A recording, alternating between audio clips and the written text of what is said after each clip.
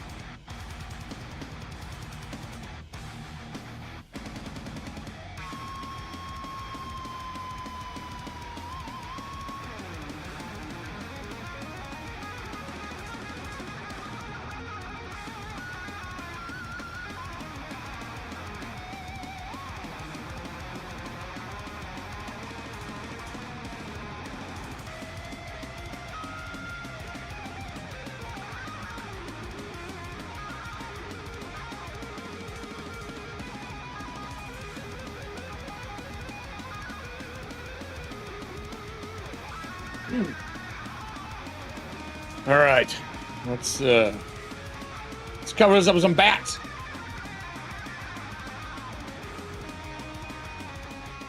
Hey everybody, how are we doing today? Well, this music is loud for me. So we left our berserker and her new companion. A little bit of a shit show. Cards are up and live. I'm hoping we can get into the Dirty Deeds session today. Oh, I didn't realize we didn't turn this on. There we go. Oh, that's... Oh, seeing a Medusa out of the gate? That's not what I want. I don't want that. I don't want that. Medusa out of the gate's never great. So let's see here. I got everything set up already. I did a little work last night in prepping. Not like the story, but just like getting the book ready, writing notes from our last show, things like that, our last game. I want to change my vertical over here.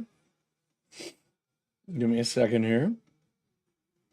For some reason, I think my camera is just moved, is what it is. Yep. There we go. I had to shave my cheeks. That's what I was doing. So it took a little longer.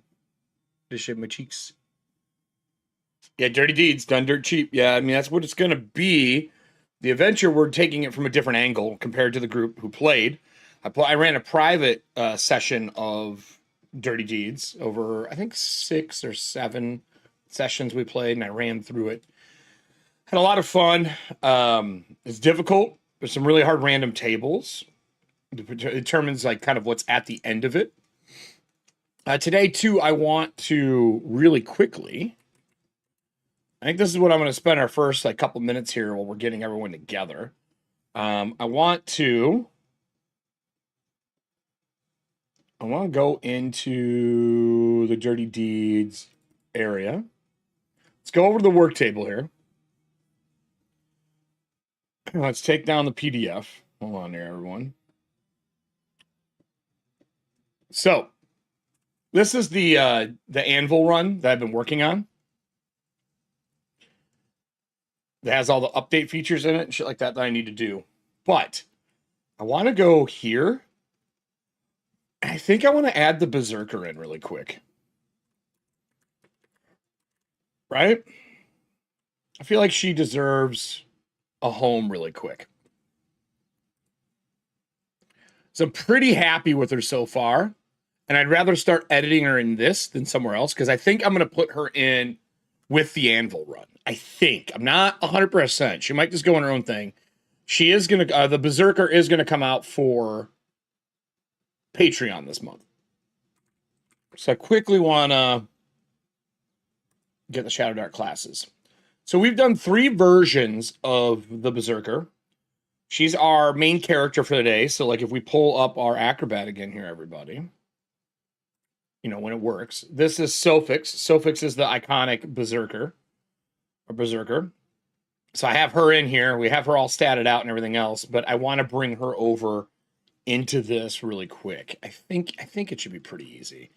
We can kind of shoot the shit and get ready for our journey into the wall and hopefully not die. Hopefully. So we're going with a 3, right? We're going with 3.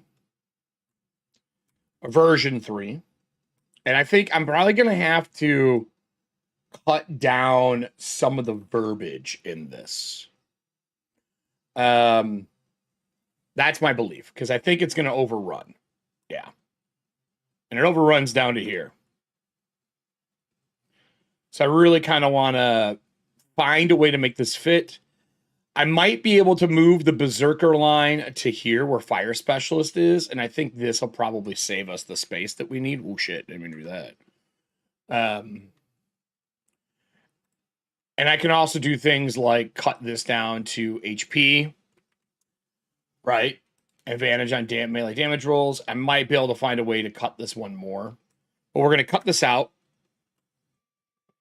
And I want to see how I like the look of this and to make sure we're good with our Berserker. I feel like she did really well last time. Granted, the card saved her a little bit, but I feel like she still did really well. Sophix fought, like, and fucked people up. Let's see here. When you're at half HP, gain advantage on melee damage rolls. Blood Rage. You get +1 cumulative damage max to level every time you lose 10 hit points. Ours is 5. Cleaving Swing. If your damage takes a target to 0, I'm just going to put hit HP here. 0 HP. You deal weapon damage to another target in the range of your melee attack. Range of your weapon. Range of your weapon. I wonder if I can cut melee out here and just do weapon. Use the same attack roll from the first target. It would be great to be able to chop these 2 words. Weapon of Rage, when you are crit, gain advantage on attack, strength, and con rolls as long as you continue to make an attack each round. If you cannot attack a target that bleeds, you can sacrifice 1d6 hit points to your weapon to extend your duration by 1 round. You can have 1 Weapon of Rage at a time. It takes 1 day to pour your rage into a new weapon. So the black here is a little intense. I might have to calm that down a little bit or look at maybe moving this around. Really, if I could pump this HP up or this first target up, it would take it out of the danger zone. And that's the game plan. How do I reword this before we do this? I'll leave that there. I'm going to do the table really quick. So this is the Berserker talents. And we have True Berserker at 2.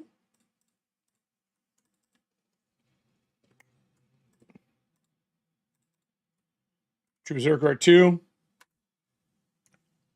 We have 3 to 6 Weapon of Rage.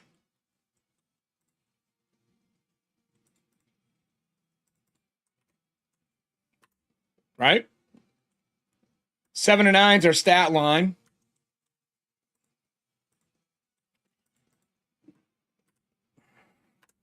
I've been thinking about a class that is a fighter mage, where you have 2 talent tables, and you pick the talent table you roll on, where one is for magic and one is for the fighter part of you, and you pick which one you're leveling up on. Like a really cool multi-class.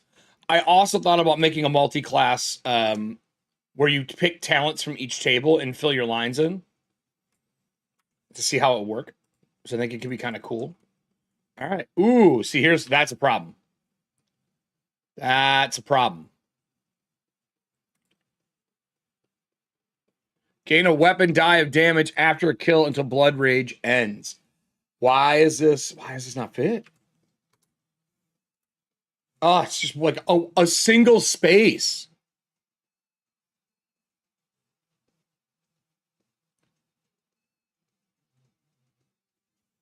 What about I put weapon? No. Gain a die of gain. What if I just put plus add 1? Add a weapon die of damage after a kill until blood rage ends. Problem solved. So we got our Berserker in here, at least somewhat form-fitted, right? Pretty clean. And then for here, I'm just going to do this really fast. I don't have I do have a write-up too, actually. I fucking lied. Hold on. All melee or thrown weapons.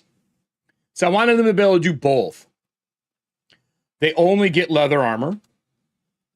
They get a D12 hit points per level. First one. And 2 common languages.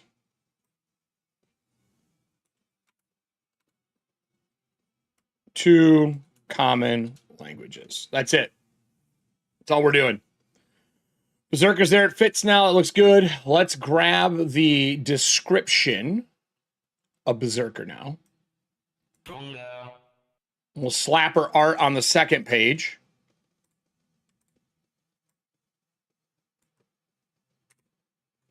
Okay. Ooh, we get some space here. Oh, look at this. All right, so this needs to become an F. Right? Zoom this in. And then we're going to start this up. I see cards getting played. You guys trying to save Sylphix and her little companion?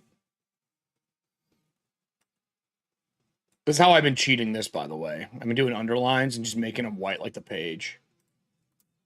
That's all I've been doing.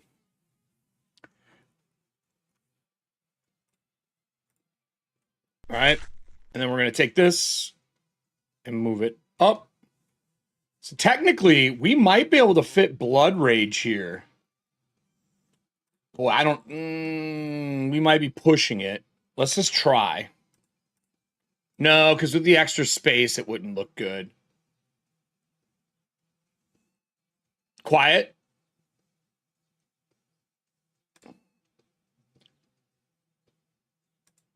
Oh, it's not playing it in here. Fool.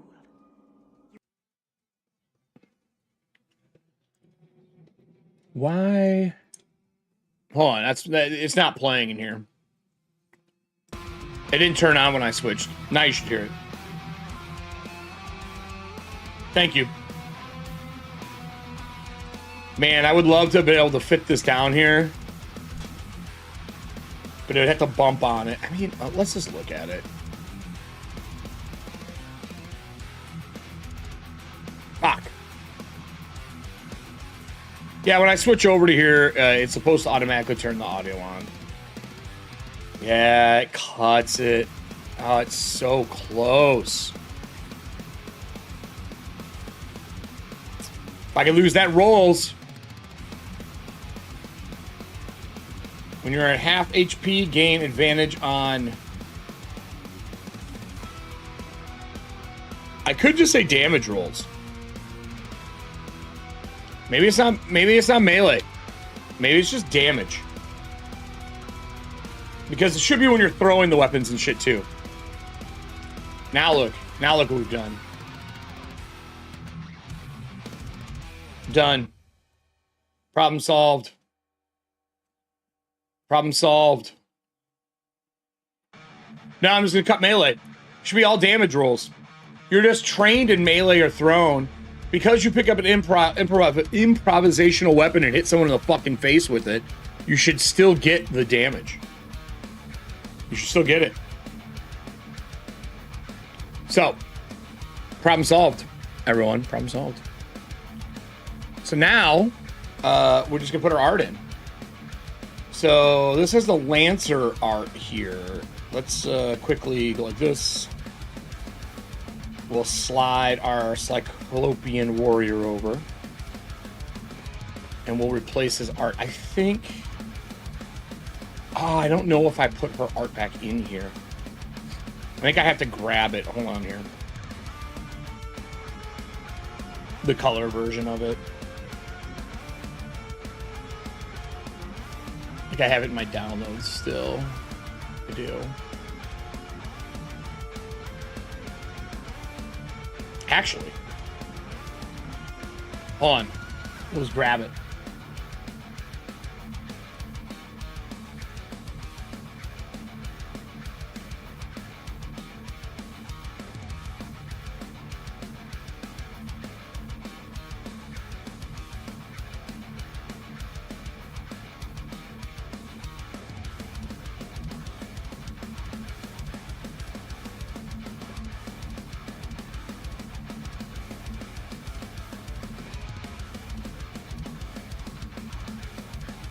Sofix.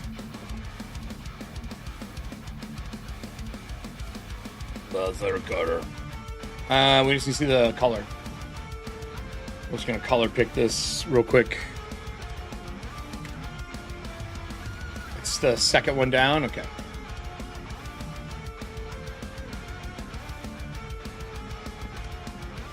Obviously, we can't have these. It's got to be a sword or blood, right? The music? Yeah, dude, this is great. Ooh. I like that. I like that a lot.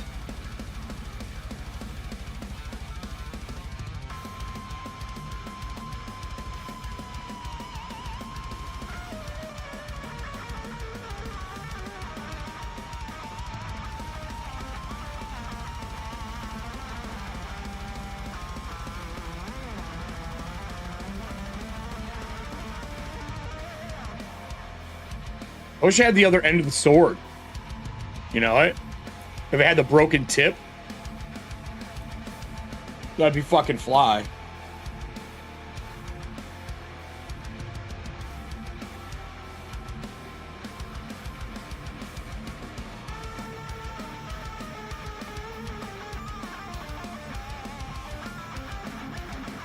I don't like that I flipped that. I'm gonna re-flip it. So I actually think I want him like this with the shadow down. Like that.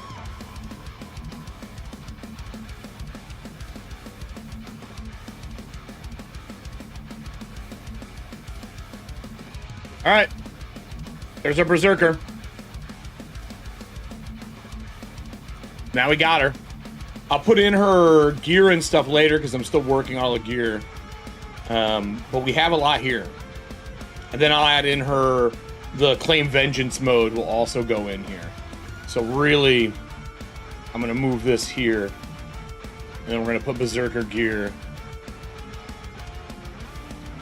It does. Yeah, it won't do it. I agree. Berserker gear. Berserker. Berserker.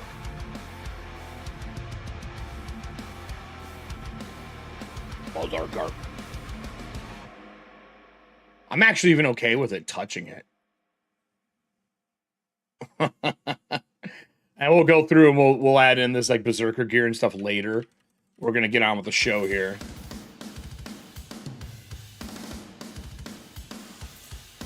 I want to add that it is Berserker. And I could probably finish this afternoon because I'm gonna put this out on Friday or Saturday for Patreon. So we have all of this for those who are curious. So we have all these versions. We went with version 3. The talent table. Oh, I think I put the wrong talent table in. Should have been this talent table. I'll go fix that real quick.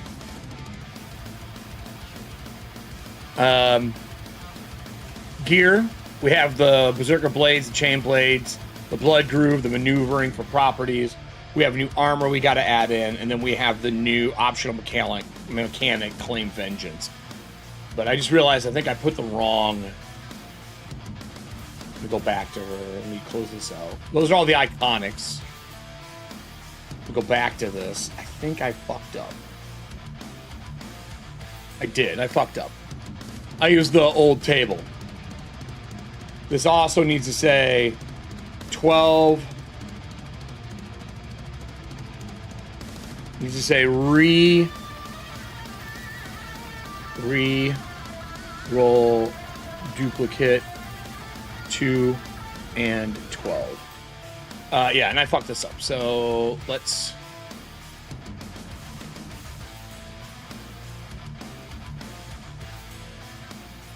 True Berserker is this. Weapon of Rage. Because we have all these things that give advantage, I changed it to a crit range increase. This might be the same. And then this is Blood Rage changes so that instead of an additional use, it's at 5 hit points instead of 10. And then that stays the same. Okay, that's it. We're done. That's our Berserker in place, all the stuff, all the stats. Now we can keep it here and have it a part of this. And what I want to do with them, though, really kind of want to make this its own piece eventually, but I'll do that later because it's going to go in a different adventure. So, with that said, I think we are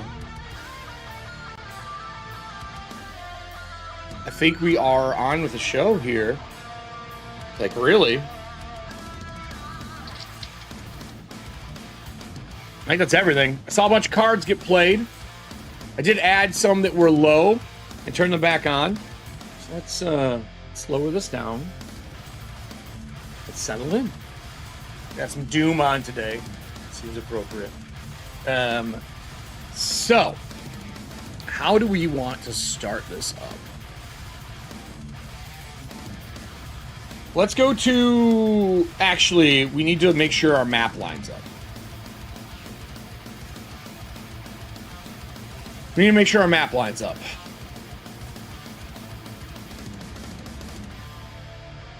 We have our notes. We need our dice. So I wrote a bunch of the stuff out already for this one. I rolled and advanced these and carried them over. I'm going to pull out our...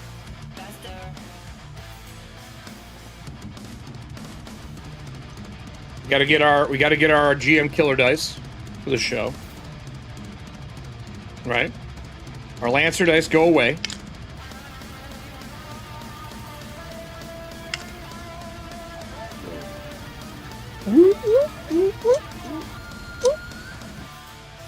Have to do it. It's too fun. And then our characters... I had the black dice to help as additionals. I was using our maiden voyage dice, our fisherman dice. Right? These. Is that all of them? Nope, I'm missing one. So that's our maiden voyage dice. Okay. And then we had our Hellraiser.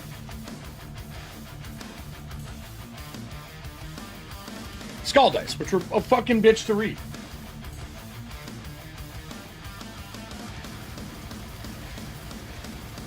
A little more light.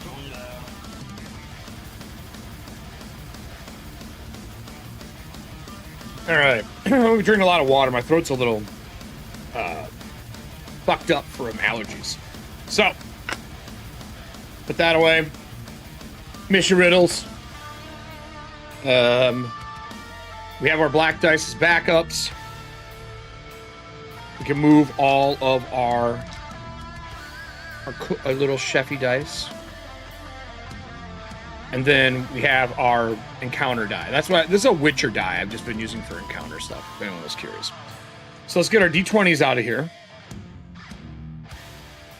All right. Get our D20s out. And we'll put everything else kind of off to the side. Put them in here. I got them across the front of my keyboard so that I can see them.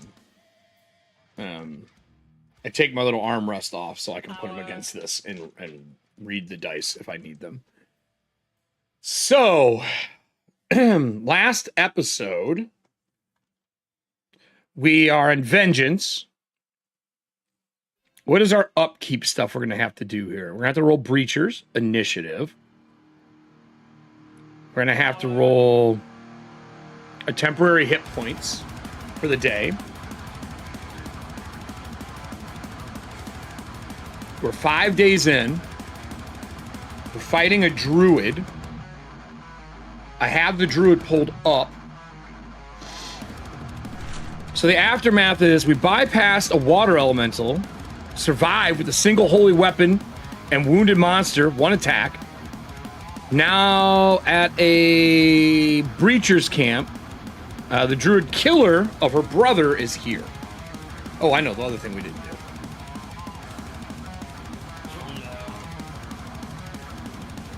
Easy. So I don't know why I don't remember this. 9, medium, 12, hard, 15, extreme, 18. All right. See how we do here, everybody. This is going to be bad. So let's get some rested cards. I'll use the first one that Creed has played. We find another rested in here.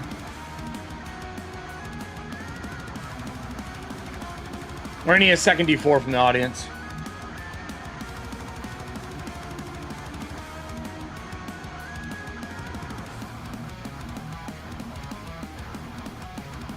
Do we have another rested? There's one. We'll use the other one from... He has two, one from a while ago, one from now. So we'll use two rested cards. So we get D4 each.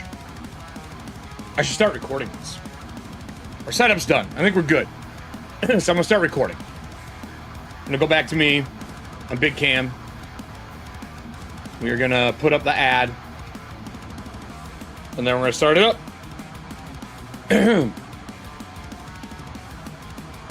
Music's playing.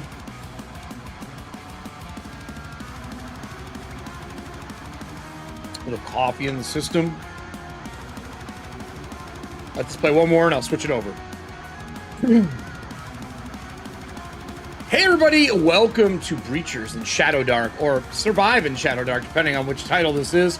Today we are in part 2 of Vengeance, episode, I think it's 10 or 11 for this one, but Sophyx and her companion are in a little bit of a situation. There is a druid that is the ex-breacher who killed Sophyx's brother during her inaugural anvil run to become a breacher. They are facing off now. We killed the bear that it summoned that was blind and had its eyes like stitched shut. We 2-popped that guy. We're running low on scrolls for our companion, and Sophyx is charging in as the torchlight went out, trying to get to this druid before it can cast a spell. We're doing a theater of the mind piece for this. We didn't pull up an actual camp to fight at or anything like that because it's pretty close range. But I do have a few questions for the Oracle starting off this show. So let's go over to the table, check out where we're at, what we got going on, go over the cards, the hit points have been brought, and then we're going to also roll initiative for our characters. So this is the notes from last session, everything that we did. Up here we have our breacher points. We had our temporary hit points. This was our themes for that one. I rolled new themes for the new show based on the Breacher's book. Aftermath, we bypassed the water elemental during our 5-day trip with a single holy weapon spell and 1 wounded monster card, which is Streamloot cards you see on screen right now. We one-shot the water elemental. It was stuck in like a puddle dripping from the ceiling as we're climbing through the wall. And then when we got to a camp to finally set up on day 5, because we rolled originally that day 5 is going to be when this gentleman showed up. We didn't know how far on the wall we would be other than 5 days, like where. And with that, this druid showed up, summoned a bear whose eyes were stitched shut blind. We popped that one in 2, and now we are charging the druid as the torchlight went out at the end of the episode. So we have to roll to get our torchlight back on. So first off, let's get the lights off. And then we're going to be rolling for that as well. So let's get some things out of the way before I start the game timer, all right? The audience is here today. They're rolling along if you're watching this later on. This is a live show we do on Thursdays. We need to roll our temporary hit points, which looks like they've already done. We use our rested cards. So it looks like Sophyx is going to get 3. You go over to Sophyx. So we're going to give her 3 temporary hit points. And then, what was our second one? A 4. Yule gets 4. Yule is a halfling. His mustache is lavendered in color. He is carrying a big bracer that has like a map on it that he can rotate out in the field. It's kind of like a cylinder. He's got a little chalkboard on the side that he can take notes. He's been able to cast scrolls so far.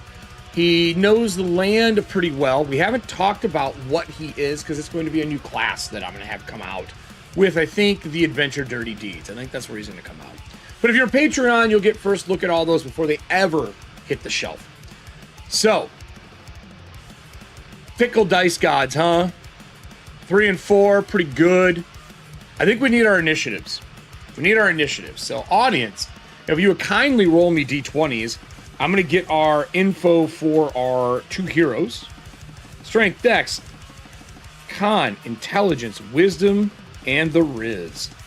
Write down this guy's stats. And while they're rolling that, we are going to pick up in the middle of combat. I'll start our timer, and I will get us ready to rock and roll. This is for Yule. All right. I rolled Yule's stats, all besides 2. Anytime he finally uses a stat, I have rolled it. That included his hit points. I rolled his con the first time he got a hit. That's what I'm doing for him. So his stats are getting rolled as we play him. So it begins, Serving Hand says, with that 7 initiative. We need another one for our little buddy. So 7. So, oh no, we're doing them together. That's right. Damn, who's got the highest? That's only a 9. Our initiative for the show is a 9. Let's make sure that this is a standout piece. We'll gold it. Right, we'll gold this in. There. We are a 9. Let's fill that bitch in. That's our initiative, everybody. We have a 9 for initiative. That is now gold. We only need 1. No. We only need 1. You could patch it if you want, but I already wrote it down. I say we ride with it. For those who are wondering, there are patches that you can get a hold of from the merch site. Those allow you to give rerolls to audience members. Or not audience members, sorry, cast members. And that includes during Solodarks. So, with that said, let's get our timer on screen. In Owlbear Rodeo in the upper right, there's a timer here. I'm going to add an hour to the clock, right? I'm going to hit play, and I'm going to shrink it. It does put a timer here, but it's hard to see. But you can see if I pop it open and close, the timer is running. We're giving ourselves an hour. That means that I need to start with the difficult task of rolling our lovely druid. So this is Sophix. She is our lead.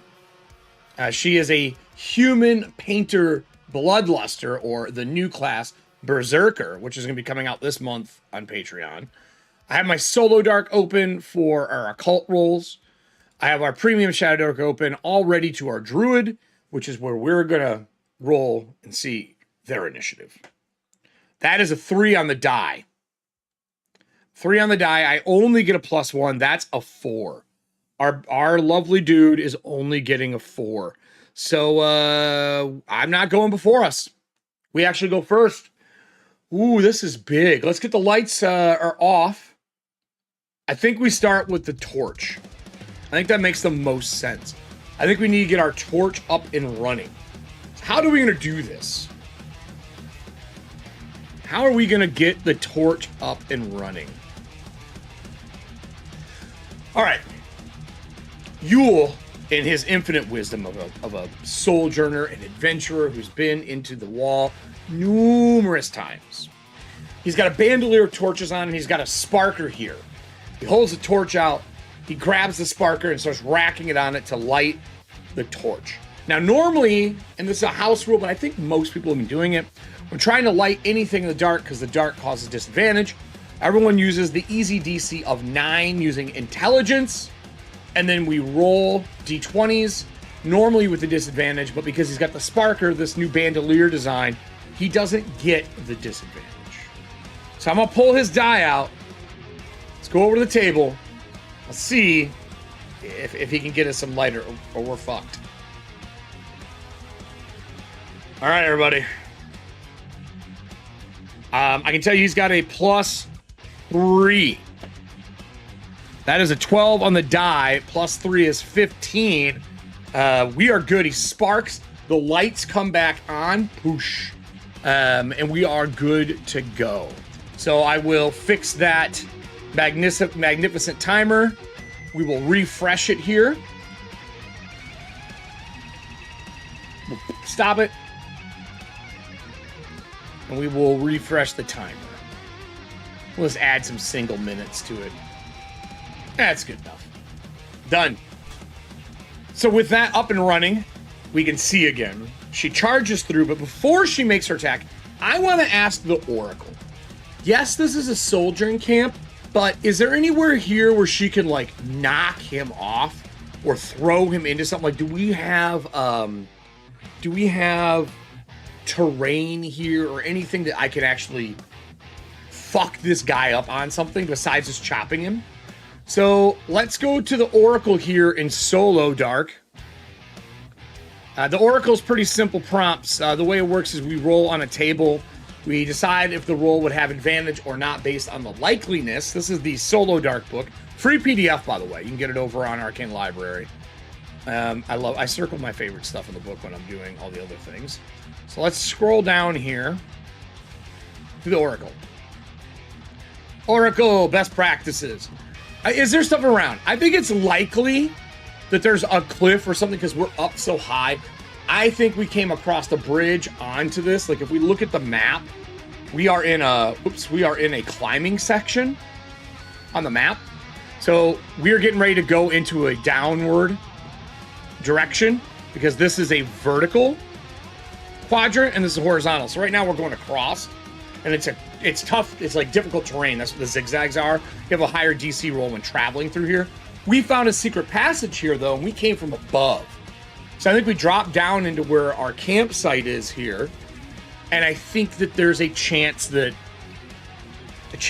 there might be an area to throw this guy off, because I really love the idea of tossing this guy down into the dark to kill him.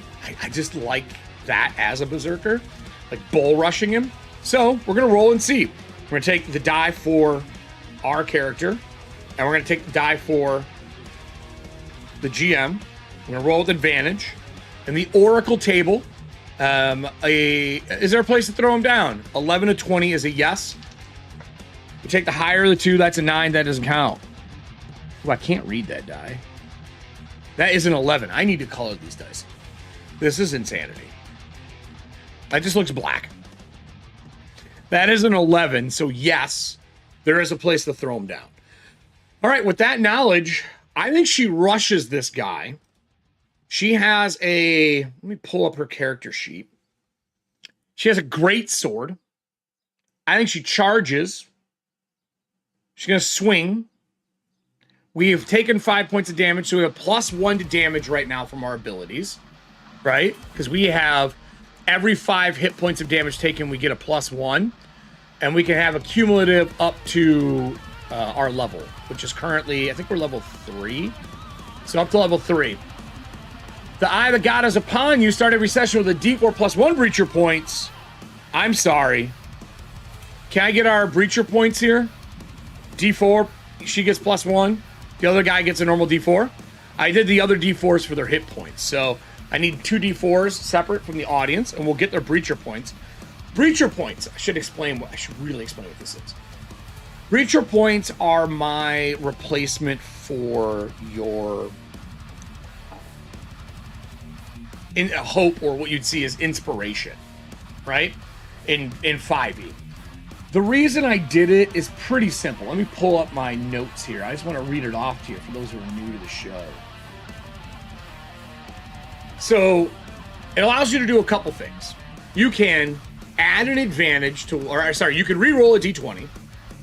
You can add a d6 to a d20 roll. You can add a d6 to damage, or you can remove a d6 of damage from you. So you start with a d4. We have a special breacher talent, which happens in the levels in between your class talents in breachers. And we get a +1 to our breacher point rolls. You usually don't get more during a session. It is feasible. It's just not as common as luck. You start with it, and it's about spending them intelligently through play. So our audience rolled a 4. Oh, and a 4. So she's got 5. And Eula's got 4. That is awesome. I can't be mad about that. All right. So she's going to charge, I think, with our... Did we activate our Weapon of Rage? I don't think we did. We have not taken damage yet. No, we got hit by the bear. So Weapon of Rage is activated. So we have a +1.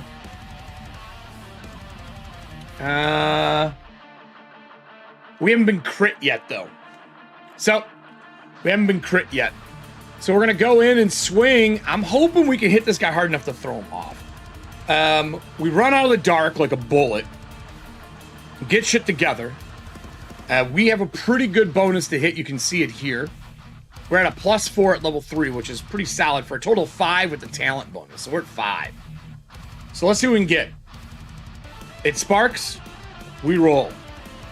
That is an 18. That is way more than enough to hit this druid. And this druid's AC isn't the best. It's okay. So his AC is 11. It's horrible. What am I saying? It's horrible. We're going to plow this guy. Do we want to use it? He's not a monster. I don't really want to use Wounded Monster on him. I'm going to use Stronger for +2. No, we're going to do extra die of damage. We're going to do disadvantage on the enemy's roll as we rush him. And we may use reroll damage. We may. So right now we are rolling a d12. We added another die of damage, which is another d12 with our Streamloot card.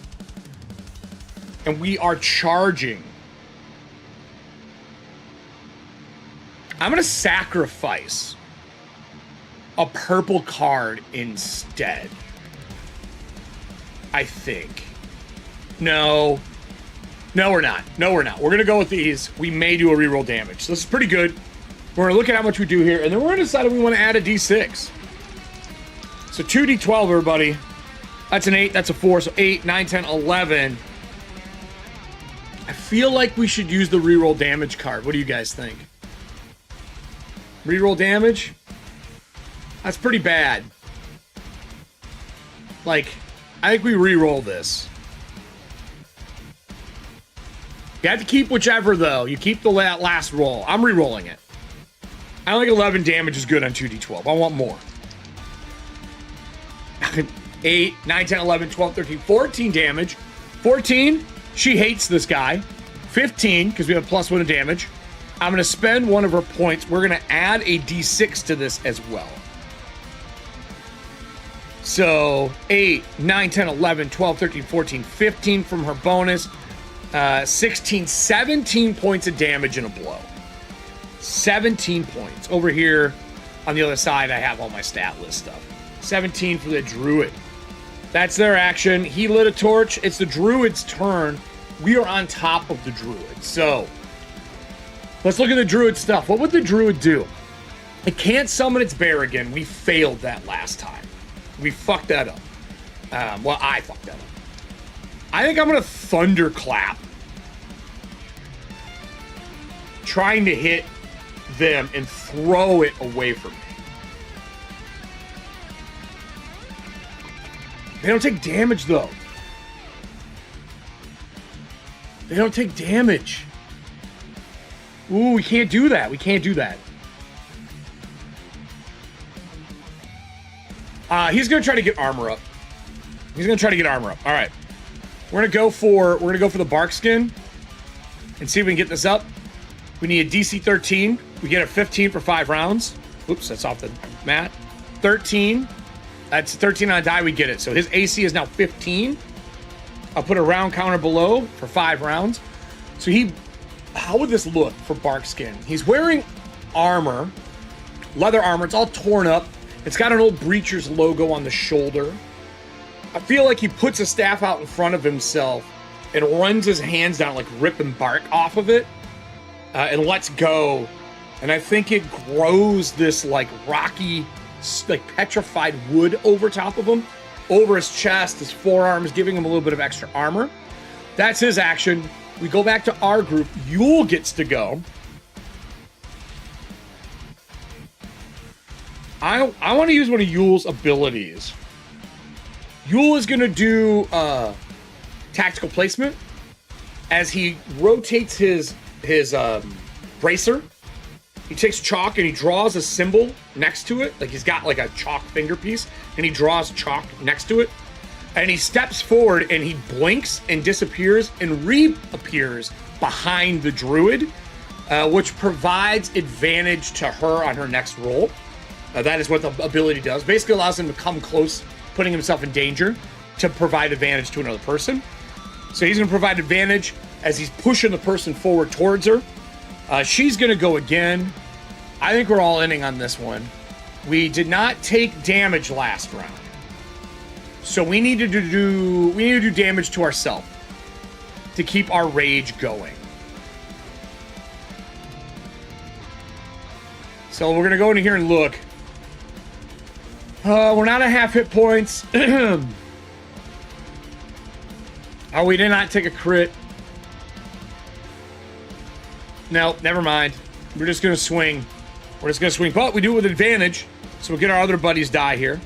Take his. Take hers. We'll take the 2d12. One for his dice set. One from our dice set. We're going to go back into here. Oh, I had disadvantage on roll. Wait. I have to roll again. That wizard had disadvantage. The druid had disadvantage on his roll. That's a 6. He may not get this armor. He may not get the armor. He won't get the armor. Oh. He tries to do it. I think the rewind. I think when Yule sees him put his staff up to cast, he does his tactical positioning, ports next to him, and shoves him when he's casting his spell. And that is the disadvantage on the roll. So we're still at 11 armor. Knowing that this person's at 11 armor, we're going to go all in. We're going to do an extra die of damage. We're going to expend a blue die for listen close. And we're going to add a d6. We're going to expend a purple die to add a d8. So now, hold on here, everybody. We're adding a d6 for the blue. We're adding a d8. Oops, wrong one. d8 for the purple. It means we cannot spend a green, a blue, or purple. And then we're adding another d6 from the card. That's our dice set. This is what we're rolling. I don't think this druid has a prayer right now. I don't I don't think this thing has a prayer. Let me fix something here. Yeah, no, they're fucked. I was looking at the notes on the stat stuff. Nope. Yeah, that's it. All right. I don't even know if I can roll these all in this. All right, we got a hit with aid. See, we get, this is an 8. I'm putting it back in. Okay, a 15 will hit. An 11 will hit. So no crit. We did not get a crit. Look at this damage, though, everybody. So, 20. 30. 33. Plus 1. I don't know if any of you have seen Ironclad. I just watched it last night, prepping for Mythic Bastionlands. I think she backs up one step, jumps in the air with that greatsword, and comes down, hitting him in the shoulder and splitting him to stomach. And you can see as it parts, Yule on the other side, like holding the two halves, as the blade goes down past him and just misses him. Yule always assumes that she doesn't try to hurt him. I think it's just luck that Yule doesn't get murdered when they're doing this kind of stuff. As the two parts fall in half, the one head like gurgling, I think she would probably swing again. I think she has to, right? She has to do it again. Well, the person's dying. I'm still in rage. I'm not going to stop. I'm going to swing one more time. He's not going to aid this. He's like, stop! He backs up as like blood's coming out. We hit again. I am still in rage, so I'm going to spend a green. We're going to do an extra damage die again. So, an extra damage. Let's get these lined back up. Extra damage. A blue card. And I'm not going to spend a purple on this, but I am going to hit him again. You're not getting out of this alive. This is not happening. 6, 7, 8, 9, 10, 10, 15, 16 more points of damage as she puts it through the head and sticks him into the ground and like leans on the sword, breathing heavy. As she's breathing, I'm gonna have, I feel like, would this guy actually be dead? That seems so easy. It seems so easy that he would be dead. But I want there to be a story here. I really don't want her pact of vengeance to be gone all of it. You know what I mean? Like, let me pull up our new... Hold on. I feel like she would still be in it to win it.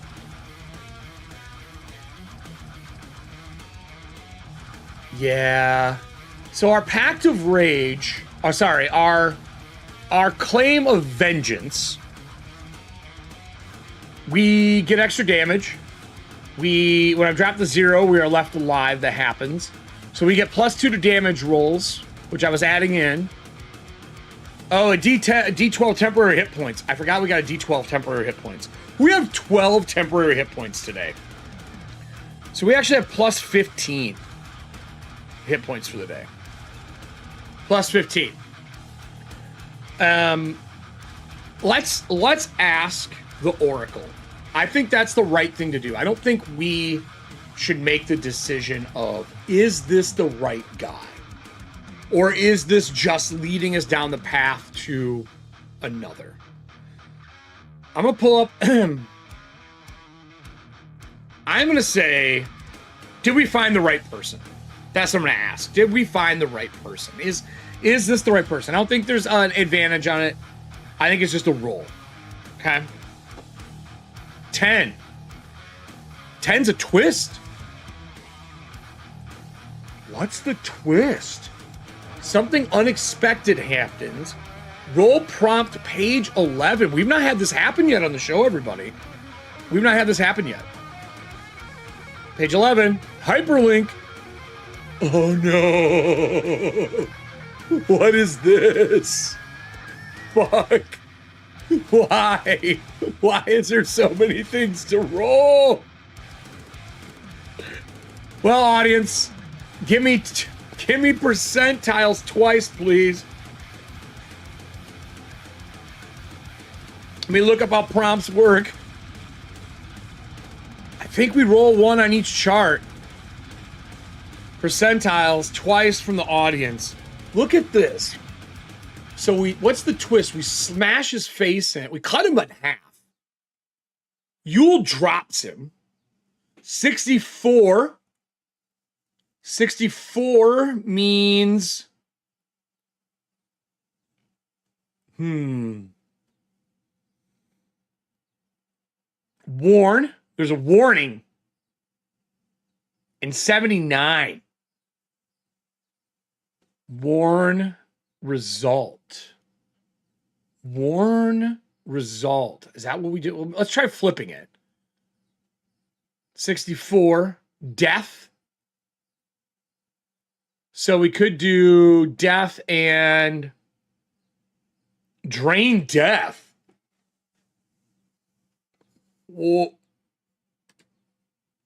what is the drain death? I don't want drain death.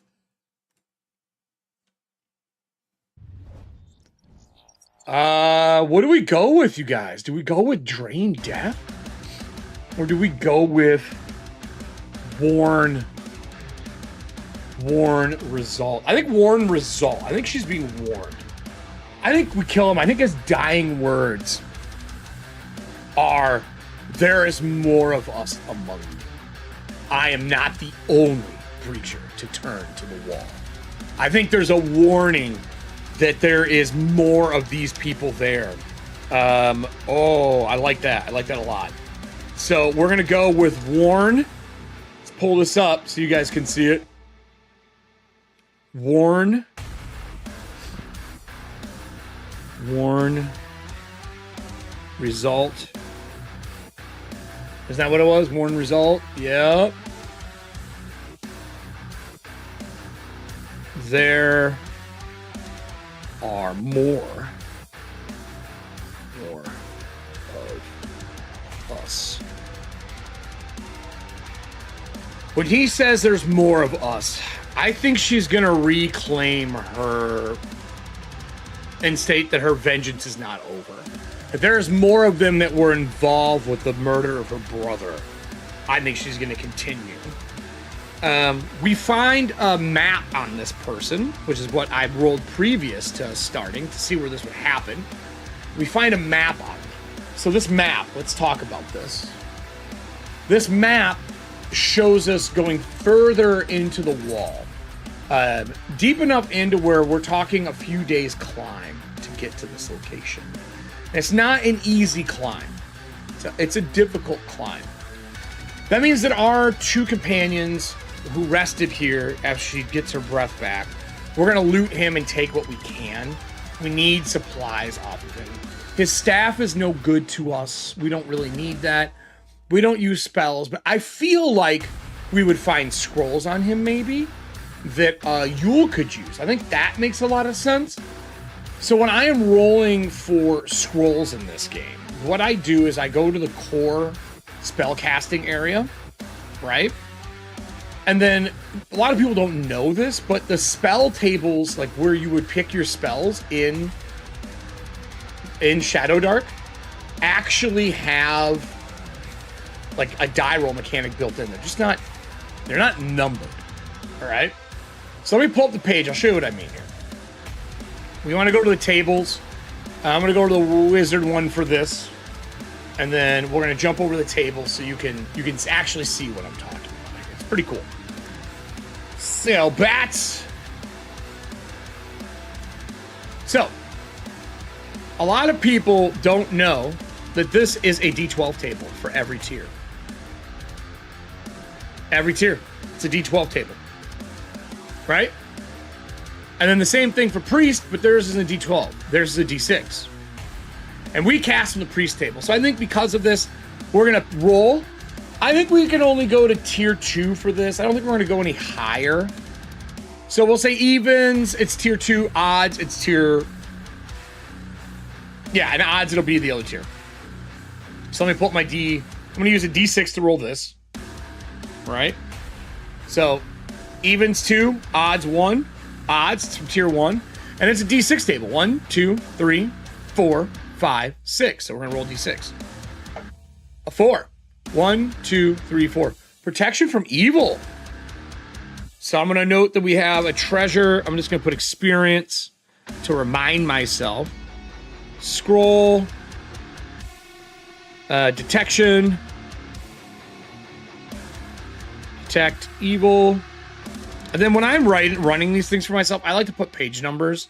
So I just click it and look up protection from evil and put the page number. And I always do the one that is in the reader. 68. All right, so 68. So to scroll detection of evil, 68. Is there anything else on him? Let's just ask the Oracle. I think it's likely. I think it's likely this guy's carrying extra stuff. We're just going to ask, and we're going to roll and see if there is any other objects on him that we can use. We're going to roll with advantage. Remember, 11 up is yes. 14, yes, there's other things on him. Should we roll some treasure? Should we do some treasure tables? I feel like a treasure table makes sense right now. Don't you? Let's pull up our treasure tables here. So, we're going to go into here, go to here.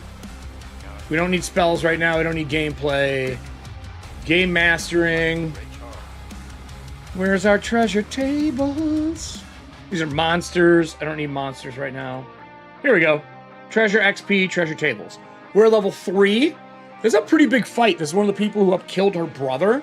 So I think I guess we got to do 0 to 3. So audience, give me percentiles, but because of the person who is in our party, the talent that they rolled is they get advantage on treasure table rolls. So can I please get 2 percentiles, and we're going to take the one that we want. He's a marker of things. He knows how to search. He knows where things are. He is an avid note taker, so he has advantage on treasure rolls. So while the audience is rolling that, this is the treasure table. We are really looking for this high. We want them 90s. It's really what we want. Even 80s. Even 80s we want. Our first roll is a 34. It's okay. 34 would get us what? 12 gold and a pocket of a ripped cloak. Makes sense he would be wearing a ripped cloak. I'm not opposed to that. So we need one more. And 11. A silver tooth. I mean, it's less gold, but I feel like he would have knocked that out of the guy's head. that Sofix would have knocked it out. So, but we're gonna take the 39. We want the more money. you know, to level up because experience matters in this. So we're going to take the 12 gold and the cloak. Plus, I'm just going to put plus 12 gold. All right. So we marked all the stuff that we found. I think we need to leave this site in case other people are coming. We woke up because of the alarm spell when the bear was charging, but Yule actually warned us. We didn't get to finish resting. We didn't see anybody else. Do we finish resting here? I am going to roll. I'm going to use his other spell that he has.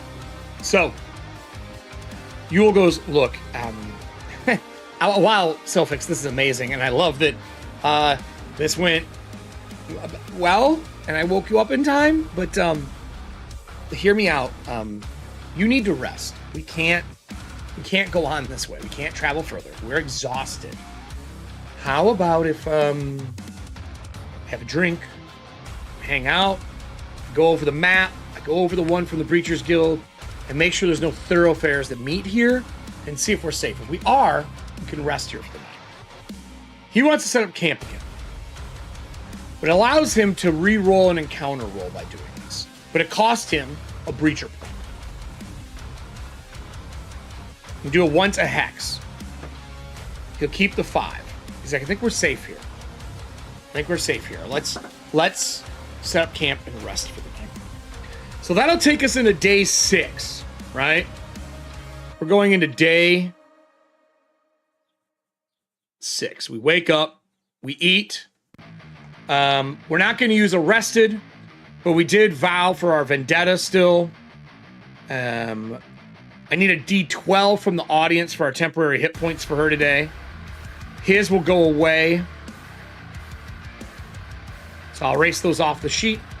And they're going to pack up and get ready to head out. So let's look at the direction we need to go. Over the camp time, Yule will look at the map and we'll come to a conclusion. So Yule, a little halfling that he is, looks over the map. We're at this campsite. We have a 4-day trek to get to where this map is marked. 4 days. It's a long time, man. 6 temps, okay. I am...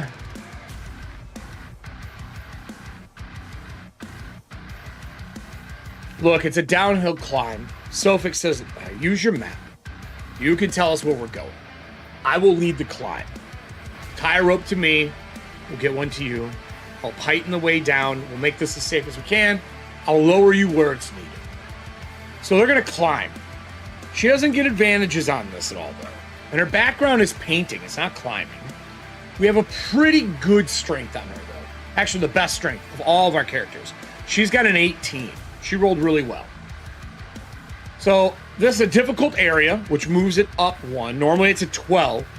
That becomes a 15. I think he's going to assist through spotting and mapping. So he's going to aid her, and he can't map them, though. No, he wants to map this. She's rolling on her own. Natural 20. Natural 20. 19 for him for fucking mapping this area. We're going to map this lane. Guys, I think I want to use a day shorter card. I want to chop a day off. I think they find a shortcut. Again, these guys are G's. So you can see in the previous game, I left it here. This is the map that our group took, another group took. I also have one that's secretly hidden for our other heroes that we are playing. I'm going to map one for this group now. I'm going to pause the timer because I don't want to ruin us on this, because this takes a minute to do. And we are going to draw for them. Let's get the drawing stick. I don't want fog, I want the pencil. We're going to do the road. And I think their color is going to be a blue. We're going to do a blue. And they're going to go... Oh, no, they have purple. That's right. We already used them. They are a purple. We're going to use that same purple pink. Because we want to keep theirs allotted, right? So we know where they went. And we're going to draw a line. So they found a shortcut here. I don't know if it's going to be both days worth. Maybe. Maybe it will be. But we are going to take this. If you go down to the bottom in here, you can change the dotted lines for it. So instead of it being just a straight line, we're going to go dotted. And we're going to mark that as a secret passage. Right? Right? So we're going to blow through this first hex. I think we're going to find a secret path through there. So I want to put a timer on here for us, right? We're going to grab our text tool and we're going to put 1. And we're going to change this color to match everything else that we have. So this is for us. I like having the black outline around it, though, because it's easier to move about. And we're going to grab this. Move it here. I'm just going to put 1 day. Or no, so it'll be 2-day trek. Because it would normally be 2 days a hex because we're in vertical. We're going to do 2 days. And then you can see, if we go to our Sojourn rules here. Zigzag path, double travel time, 2 days per hex. Vertical movement, 2 days per hex. So we're not climbing, we're going down, but we did get nailed by this 2-day piece here because it's a zigzag travel. We are bypassing it, which is awesome. He's going to map it, which means that we can reuse this. That's the point of mapping, so we can reuse it. So now we have a map that goes from here to here to here. So we're going to travel 2 days. We're going to mark off our rations. I have had our guy carrying them, so I'm going to go back and mark it on here. So 2 days, 1, 2, 1, 2. Unfortunately, the Sojourn camp we were at, we couldn't replenish our supplies. He is getting low on rations. He had 8. We're down to 5, 6. He's done 6 of 8. And he's used 6 of 10 torches. And she's running low too. So he's like, we're going to, on arrival here, we're going to have to find ourselves something to eat. We're going to need some supplies. She goes, when we get there, we will look while you set up camp. So, our breacher party moves along. Now, I put a torch here to mark our destination. I'm going to move us here over to a next location, but I'm going to go to me. And I'll move it so you can't see it yet. As we arrive on this location, it is dark. We've blown torches. We haven't had torches go out. I restarted the torch timer. And it is not good. This looks like a ruined city that was built in this wall later on. Remember, we're in these huge mile-high walls that are thick that divide the districts of this area of the world, in breachers, in the barrier realms. There's a path that goes up, but the light starts spreading out. There are pillars, old architecture, things that are just oddly shaped but carved of stone. As we make our way up, we rolled 3 things for this show, because when you play Breachers, you roll. Our grunge was mercenary band is demanding payment. I think that's going to happen here. And then for fantasy, a Breacher speaking in an unknown dialect. I think when that man died, he probably was speaking in something we could not understand. It's not a language we heard. It wasn't Waller. It wasn't Druidic. It wasn't demonic. We just don't know what the language was. I think when he died, he was the first sign of that dialect being whispered. And then the secret is an old breacher left messages on the wall. I think that's going to happen here. So I'm going to take us back over to the table and let you see the setup.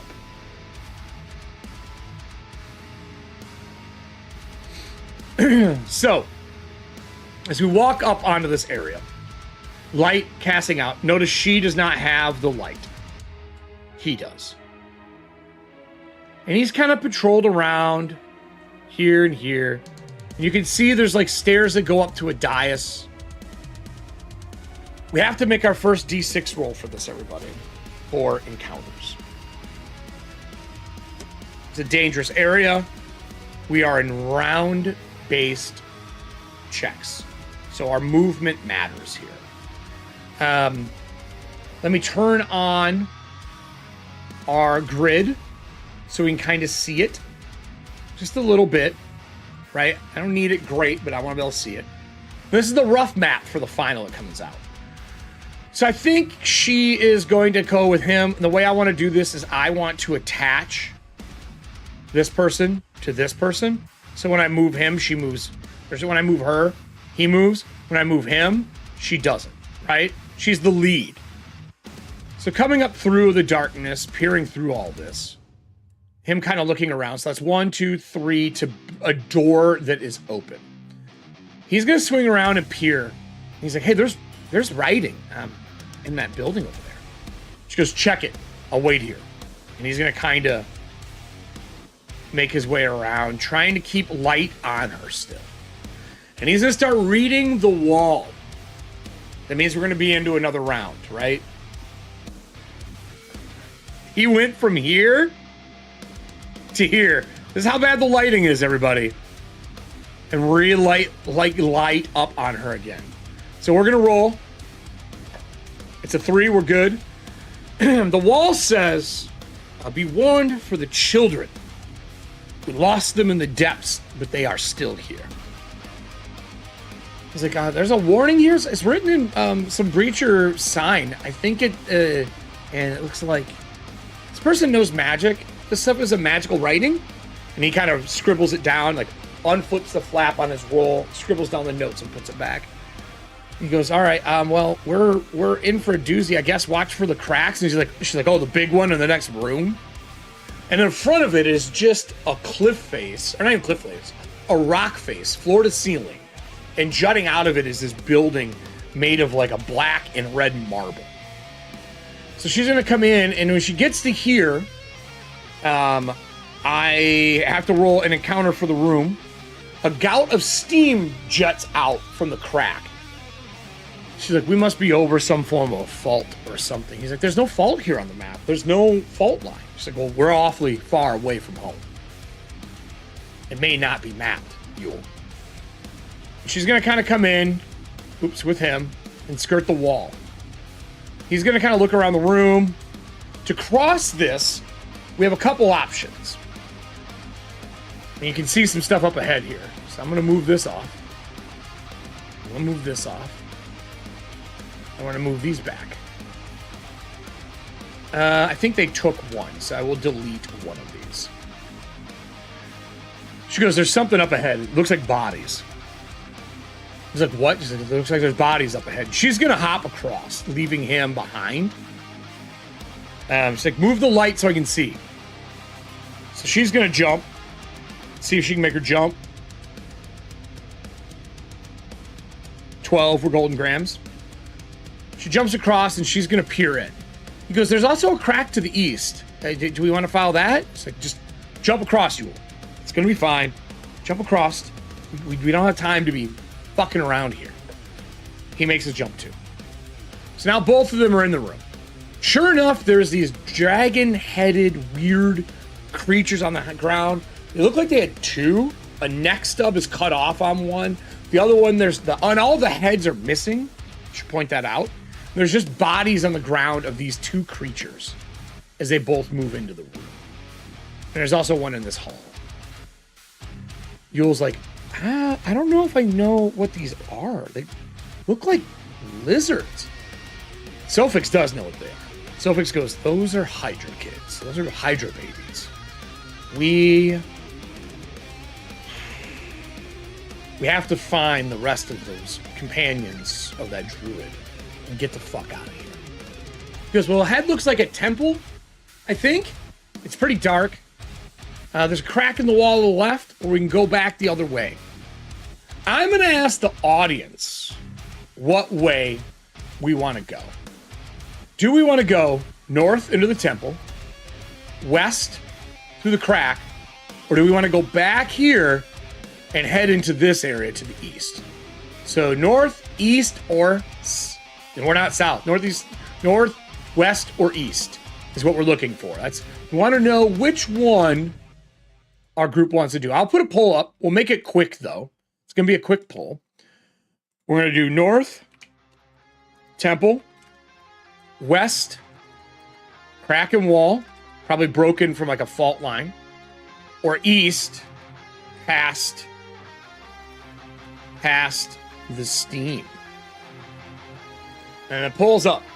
While they're voting on that, I've ran this before. So let's talk about this for a minute. I ran this before. I left all of the bodies and rolled for each one that got dragged away from the combat from when they were through. They also triggered something else while they were here. Two things, actually. And that is going to affect these characters. On top of that, our other group is in the middle of a fight that is very bad. And their goal is to get out of there, and we're going to be using a card that lets them use a device that they don't understand and moves them somewhere randomly on the map. And we're going to move them near here.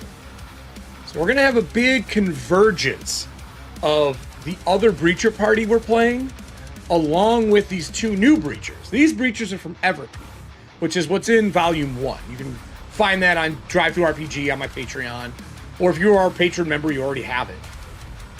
But the other group that played previously is not a Breacher that they would know too well, except Sofix was saved by them. So our Breacher group from Astrolane, the original three, Pan, Zagmar, and Wuklo, do not know Sofix. But Sofix knows the original group that came through here, because that group saved them. They got her and her brother who died on the way out. She tried carrying him back out of the wall, and he died on the way. So right now we're at 50% north for the temple. Is that what we're going with? We're going temple?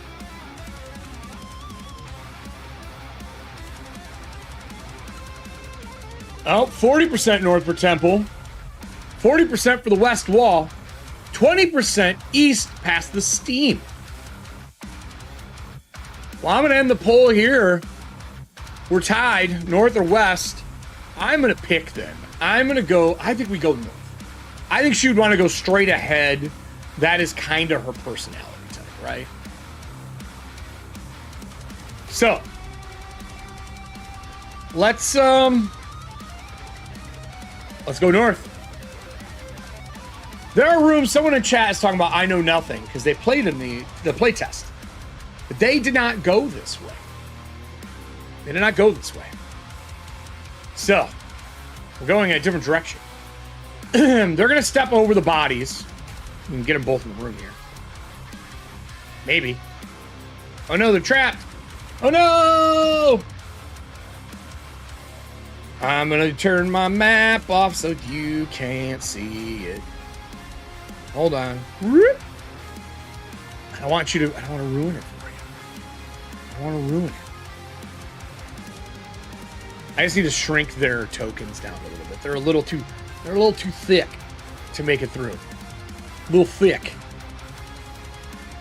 for this area.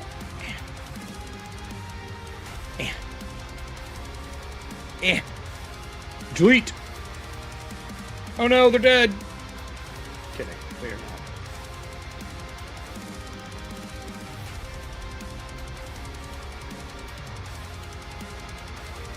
Stop putting them in the spots that don't work.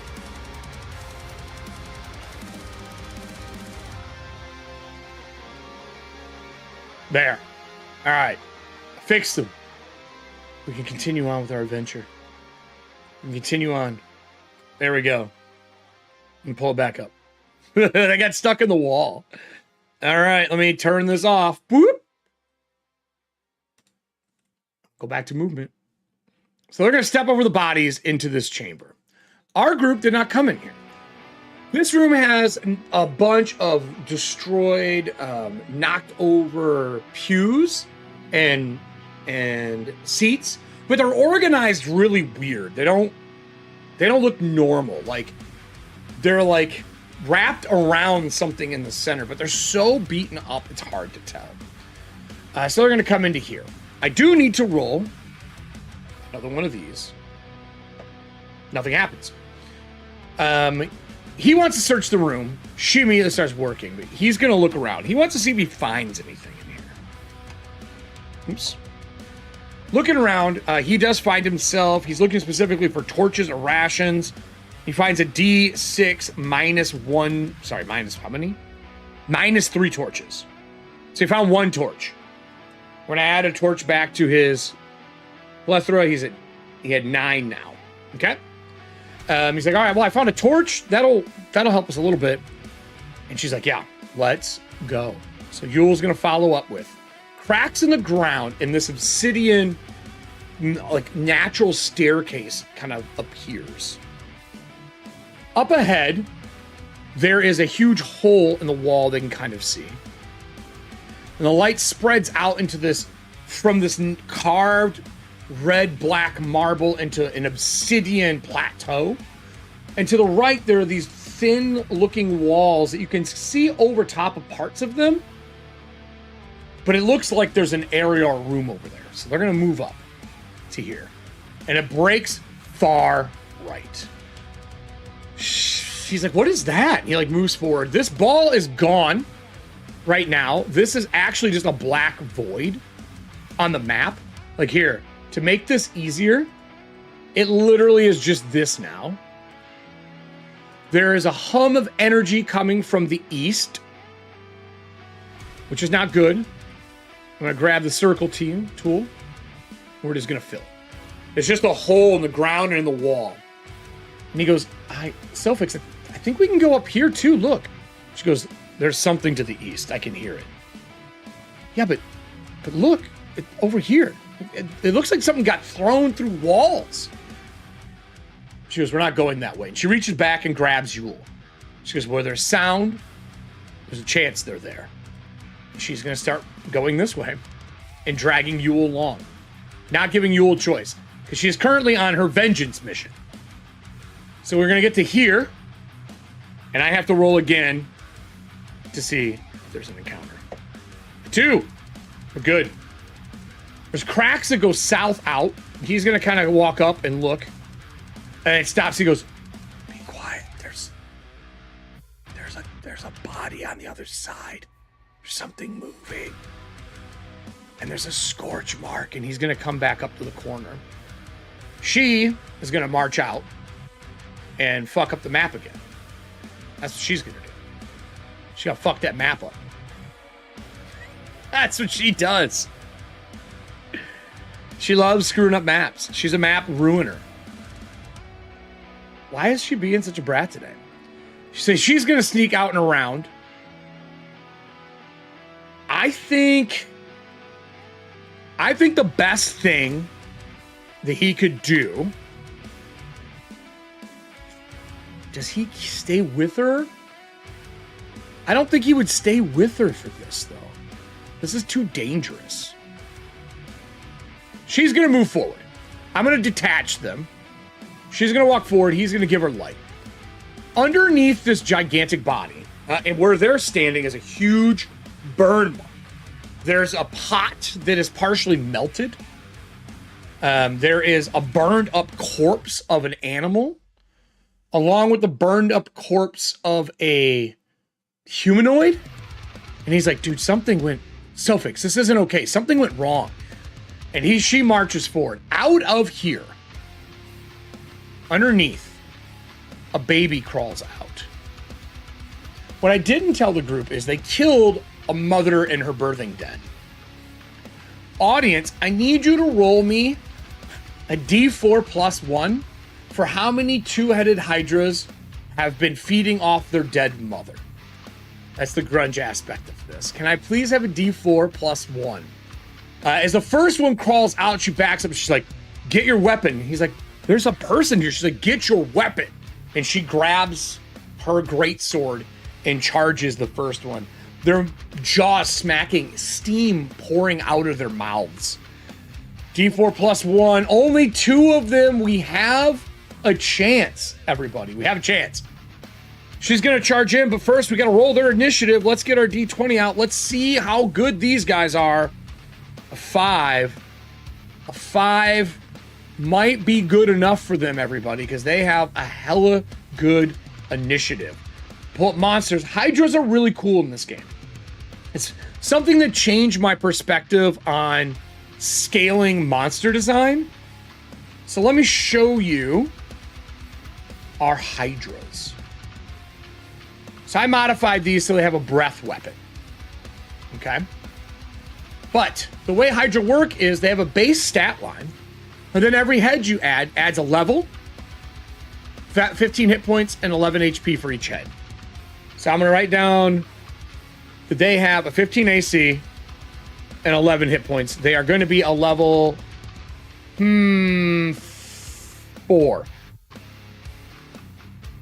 And they do a lot of damage. I hope we're ready. We get a +1 to our initiative. That's a 6. We still go before them, everybody. We still go before. Sofix is going to immediately lash out. Now, I think Sofix is going to shine here, everyone. So, if we look at our character sheet for her, remember, she has the ability to cleave through people. So she cuts a head off. That means she cleaves into the next head. We have the ability to one-shot these puppies.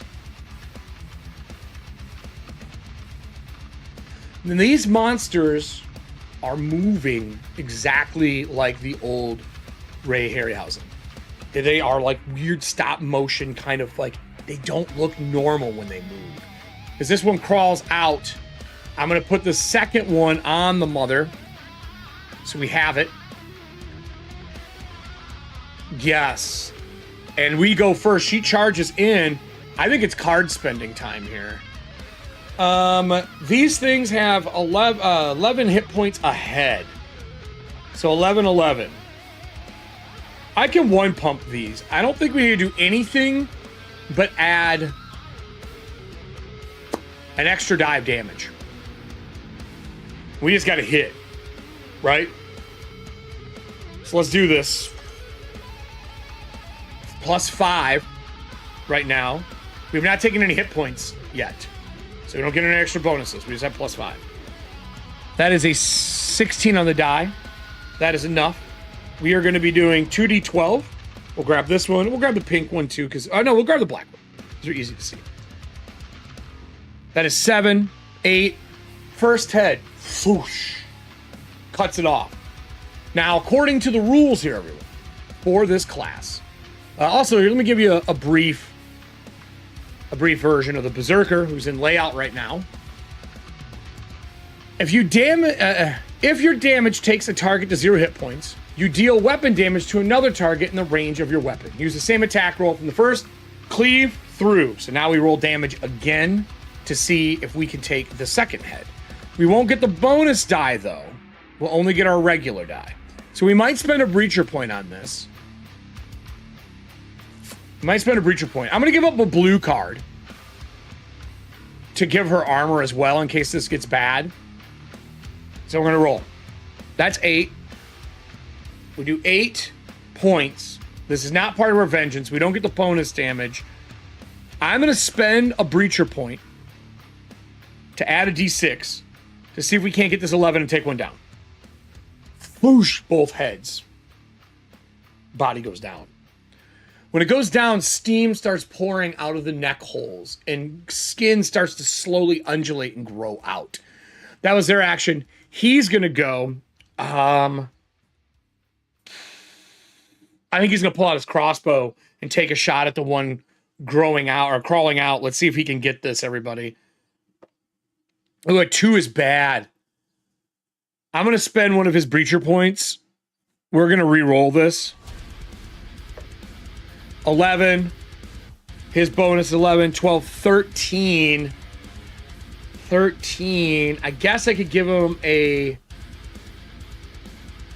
14's not going to be enough. I don't have a way to get him to hit this. Their AC is too high for him.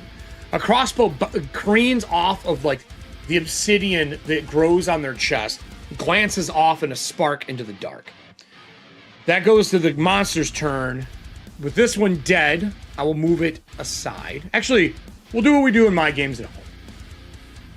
I'm going to hit X. Right? Actually, go like that. We're going to put a ring on it. And we're going to mark it's down with a ring. And then I am going to type here. We're going to put an X so that we know it's dead, right? We'll put this on top. And the cool thing in Owlbear is whatever token you grab goes on top of other tokens. It's going to charge. It's going to do its Steam Breath, which will unfortunately hit both of us. We have to both roll a dexterity roll to save. We're not going to... She's decent at this. He's okay. 14 plus her bonus is out of the way. 7, though. 8, 9 is not enough. Can't spend a card because I already did this round. I'm going to spend another Breacher point for him. He's going to add a D6. He's going to see if he can save himself. We need a 12. We got an 11. He's going to get hit by this. As the steam comes out, she dodges to the side. It goes through and hits him. Fortunately, these things do 2d8 with their steam damage. 4. 5 points. Not too bad. 5 points. As the steam hits him, he gets behind the wall. I hit the camera while I was doing that. That's going to take us back into this round. She's going to go. She steps to the side, pushes off the wall, and she's going to jump at it and again go for that cleave versus this thing. I haven't taken any damage yet. I should have just fucking taken the hit, because then I'd be able to do more damage. What is that? I'm coloring these tonight. 11. 11 plus my bonus. That's over 15. That is enough. Again, we're doing a D12. I think this is a new round.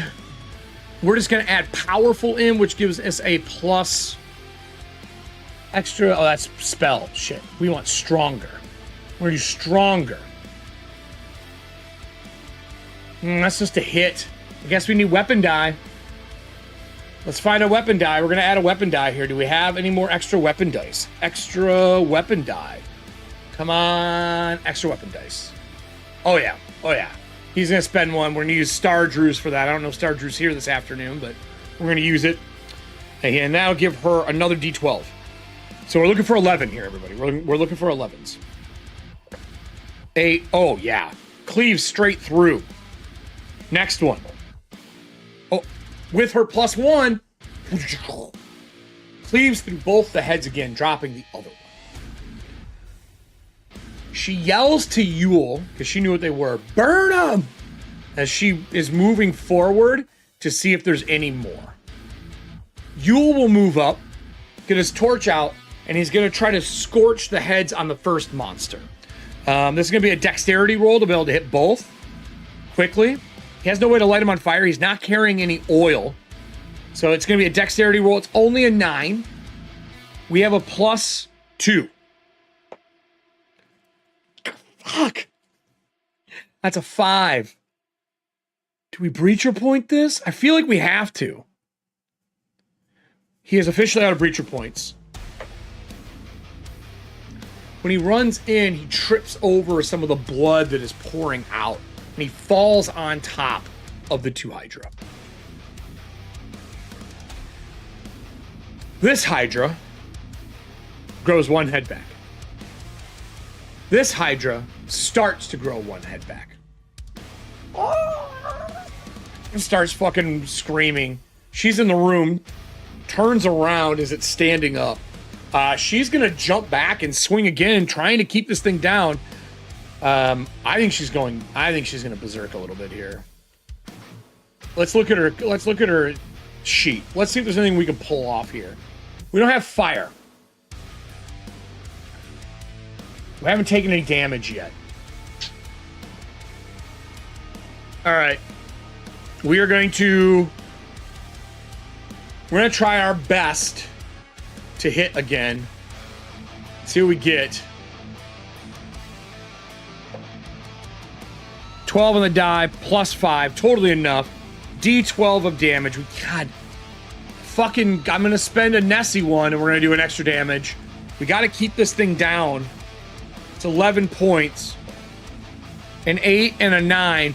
Cleaves the head off that one again, and she's going to cleave into the body on the ground, hoping that she can do enough damage to put it down. She hits the one, cleaves it, and drags it across the ground, and the other one, like, chops the head that's growing off. Burn them, she yells. I think he's going to pull a second torch out. So we're going to mark a second torch, which does mean we relight our timer, which honestly, smart. We had 5 minutes and 20 seconds left. So boom, boom, boom, boom, boom, boom. We'll take off of 5 minutes. As he lights another one, and he's going to try now. I'm going to raise the DC by 1 category and make it a 12. No, I'm going to give him disadvantage because he's trying to light both heads at once. We're going to give him a disadvantage. Fuck. She's going to give him a breacher point. He's going to try again. That's enough. Scorches 1. So this one is actually dead. The other one grows its head this round. She's got to roll to hit. That is a 19. We need to do... I'm going to have to spend another extra damage card. We're going to use Star Drews. I got to do at least 11 points. That is not enough.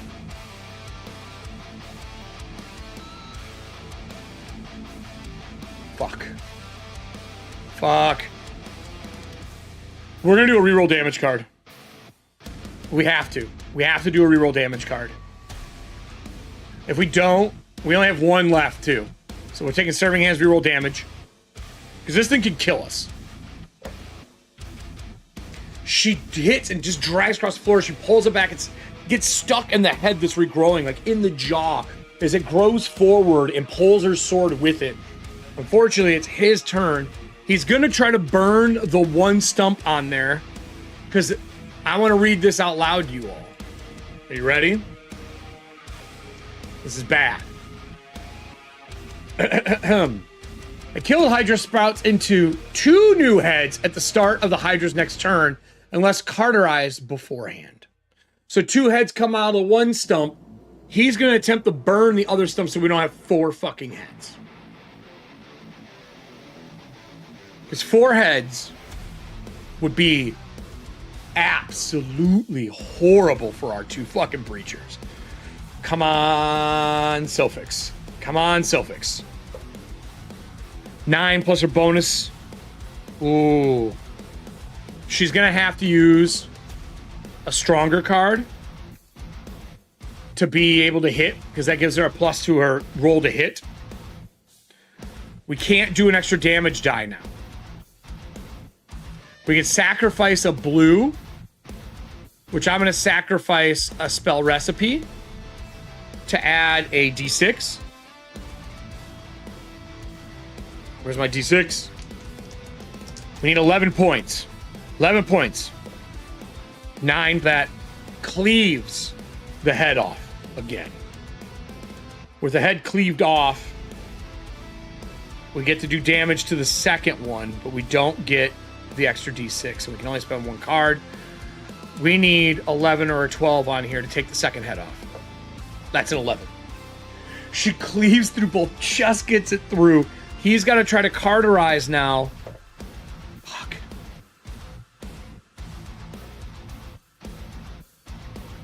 This is the worst game of whack-a-mole as he's trying to torch the heads as these heads are growing back. Do we have a patch in the audience for Yule? He is out of breacher points. Do we have a patch? Patch. I see a patch. Thank you, Serving Hands. I see a patch in the audience. All right, Yule.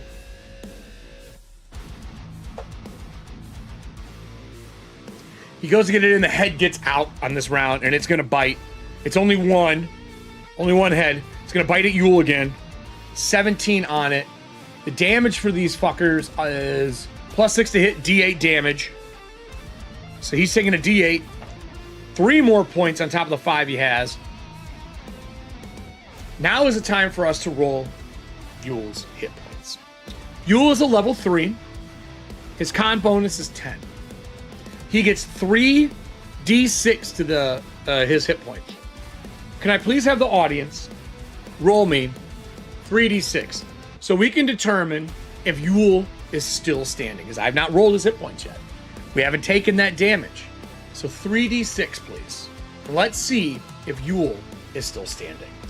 For everyone who is watching this afterwards while they're rolling, thank you so much for joining. We're going to wrap up our show here in a minute. But don't worry, there's a whole series of these if you're just catching this now. You can go back and see all the original live plays that are all the Survive in Shadowdark. I'm slowly taking these recorded ones and putting them out as well. I think we're on 11, including that session 0. So there is a chance that there's more out there for you to find. We've also done this for Pathfinder 2E back in the day with Lysynthia Dreadfuls. And don't worry, I have a lot more of them coming in the future for Breachers and for a few other systems as well.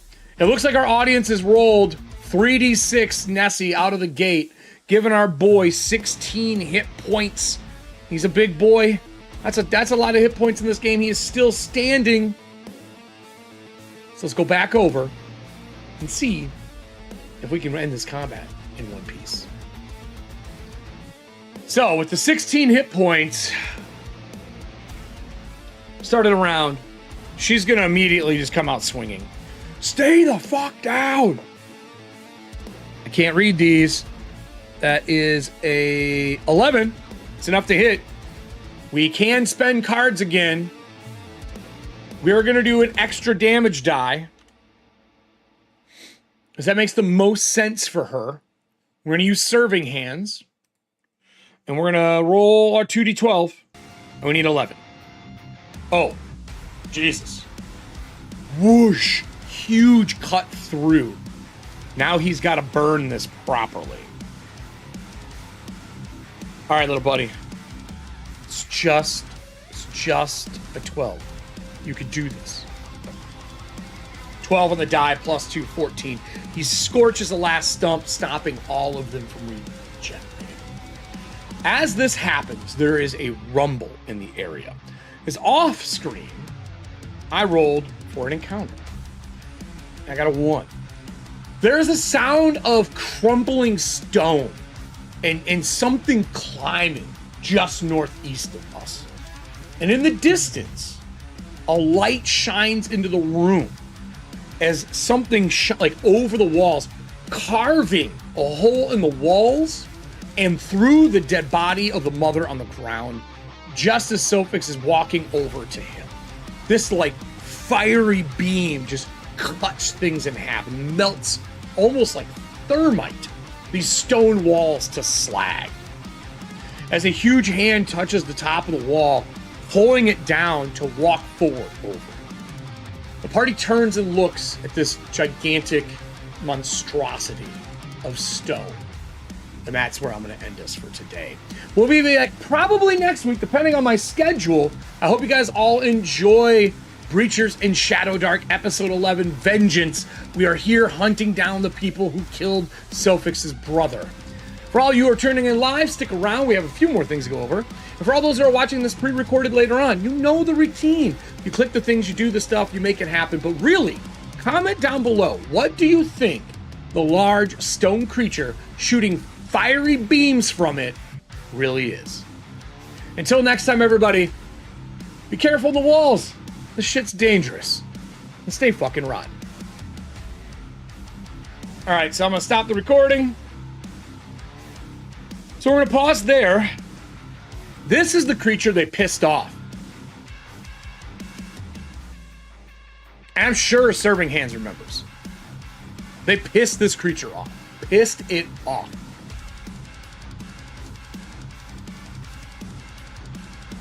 So another good episode, everybody. I'm going to pause our timer. I'm going to write down that our timer is at 51:30. 51:30. And then that we have the gigantic creature coming out.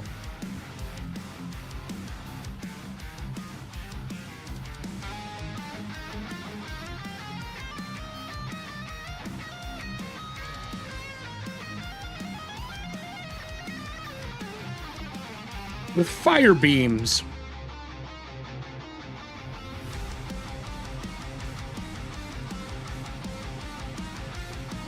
I should have blamed Varga for actually pissing it off. I mean, he does owe you rations. He does owe you rations. So, I love the Ray Harryhausen looking stuff. If I could find a way to make all of my art look that way for this game and like have the jerky movements, I would. I've just been going through and finding anything he's ever animated and doing them in black and white. Super fun, easy to do over on Canva. I love our new class. I really, really like the Berserker. I feel like she feels good. While Weapon of Rage is powerful, you got to get crit for it to turn on. So it's not happening a lot. You know what I mean? Like, we didn't even have it happen this episode. But when it does, you become like a brick shit house. So I don't know what you would do. Like, I like this. I don't know about Kree, but Kree, I like that this is like, they get some really good abilities, but I like that this doesn't always turn on. I am thinking about changing it to when you get crit or you crit. That's what I'm thinking about changing Weapon of Rage to. Where it's when you get crit or you crit something, it turns it on. I think that would be a great way to do it. And then there's going to be an upgrade for your Weapon of Rage that does damage to you and just triggers your rage.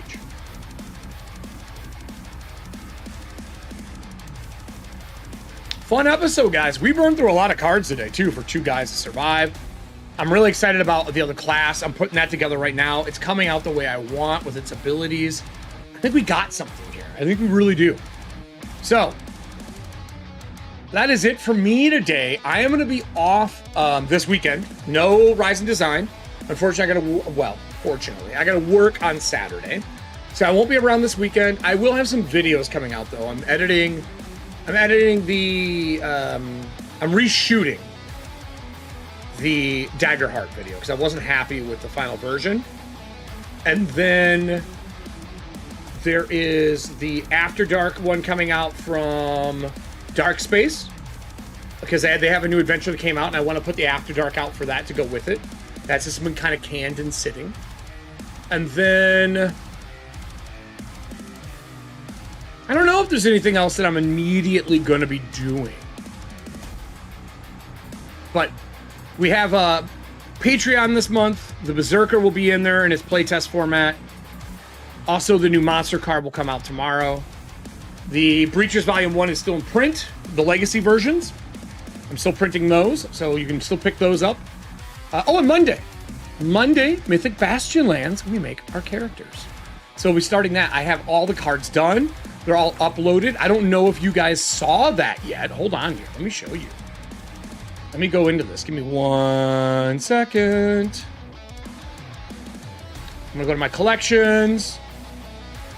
I'm going to manage these. I'm going to bring this over to you guys so you can see it. So all of our cards are done. All the cards are done. And they're all animated. I animated all of them. So they all have like a little flash and movement to them. And then we have a bunch of gift cards. And they all have custom sounds. So here, let me give you a little sneak peek here. Let me give you a little sneak peek.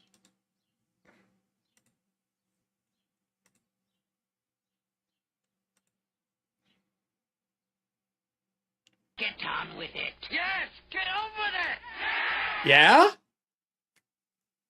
So they all have their own little sound effects for it.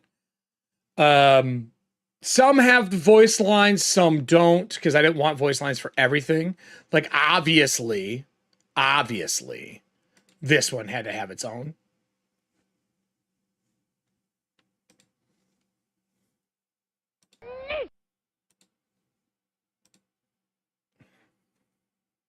So, me. Right? We have the Runaway. I'm trying to find the music for Tiny Horse so I can put that on there. My favorite's this one. I think I'm going to make it play the full GIF, though. But we'll see. I see this getting played anytime there's a hot night. And then I think the other favorite is this one.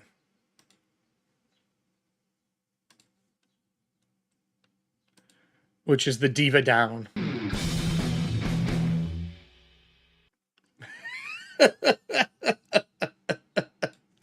So we have some fun cards for them. I'm really excited for these. All of these are actionable. So we have 2 actionable greens that are stack cards right here. And they're big ones. And then we have every blue and every purple and gold are actionable. And then when the first myth gets found, I have a bunch of cards hidden below with myths that will have some stuff that come into play for each myth as well. That'll be limited cards. So I have a whole bunch of fun stuff for that. So I'm excited for these. I really like them. I think they're great. But that's I think that's it for the day, guys. I'm going to go eat some food, chill for a little bit. I got to edit video tonight. I will be around on Discord. There's a chance I might be watching a movie in there on Friday night if people are around. I just watched Ironclad, which is surprisingly good, getting me ready for Mythic Bastionlands. And then, what else have I done? Oh, I got plants, so I can finish my big one for this guy. So that he'll have his big cage here soon. Which means this is going to have to go on something or hang. I don't really know yet. That's it for me. Hope you guys had fun. Another surviving in Shadowdark. We didn't die. It was close. I was really worried about those Hydras, but being able to cleave, whoo, powerful. Super powerful. You know what I mean?